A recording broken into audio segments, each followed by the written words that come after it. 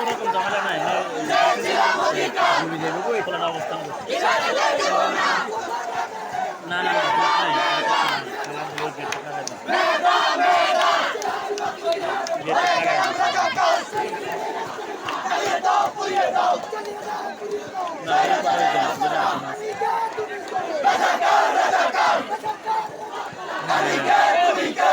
এমনি আজকে বাইরের জন্য